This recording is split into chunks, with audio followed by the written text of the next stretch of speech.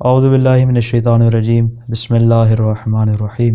اذان اور اقامت کچھ جملوں پر مشتمل ہے۔ اذان کے 18 جملے ہیں جبکہ اقامت کے 17 جملے ہیں۔ اذان کے جتنے بھی جملے ہیں ان کو اسی ترتیب کے ساتھ ادا کرنا چاہیے کہ جس ترتیب کے ساتھ وہ شریعت مقدس میں بیان ہوئے ہیں۔ اسی طرح اقامت کو بھی اسی ترتیب کے ساتھ کہنا چاہیے کہ جس ترتیب کے ساتھ وہ نقل ہوئی ہیں۔ اب میں پریکٹیکلی اذان اور اقامت دونوں کو کر کے دکھاتا ہوں تاکہ سننے والوں کو اور سمجھنے والوں کے لیے آسانی ہو سکے۔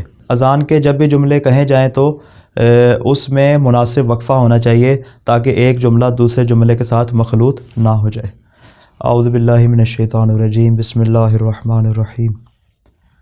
اللہ اکبر اللہ اکبر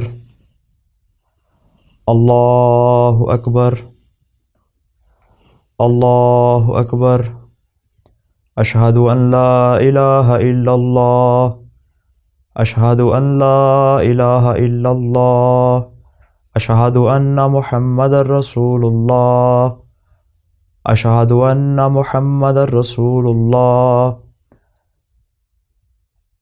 اشہد ان علی ولی اللہ اشہد ان علی حجت اللہ حی علی الصلاۃ حی علی الصلاۃ حی علی الفلاح حی علی الفلاح حی علی خیر العمل حی علی خیر العمل۔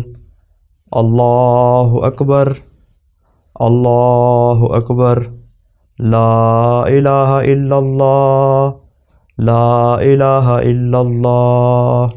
اذان کے 18 جملے ہیں، البتہ یہ صورت میں ہے کہ اگر اس میں اشہد ان علی ولی اللہ کو شامل نہ کیا جائے، لیکن اگر اس کو شامل کر لیا جائے تو پھر اذان کے جملے 18 کے بجائے 20 بن جاتے ہیں۔ چونکہ یہ اذان کا جز نہیں ہے لیکن اس کو ثواب کی نیت سے کہا جا سکتا ہے۔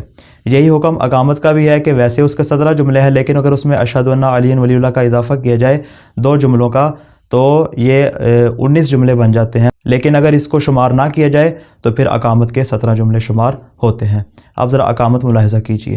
بسم اللہ الرحمن الرحیم۔ اللہ اکبر اللہ اکبر اشہد ان لا الہ الا اللہ اشہد ان لا الہ الا اللہ اشہد ان محمد رسول اللہ اشہد ان محمد رسول اللہ اشہد ان علی ولی اللہ اشہد ان علی حجت اللہ حی علی الصلاۃ حی علی الصلاۃ حی علی الفلاح حی علی الفلاح حی علی خیر العمل حی علی خیر العمل قد قامت الصلاۃ قد قامت الصلاۃ۔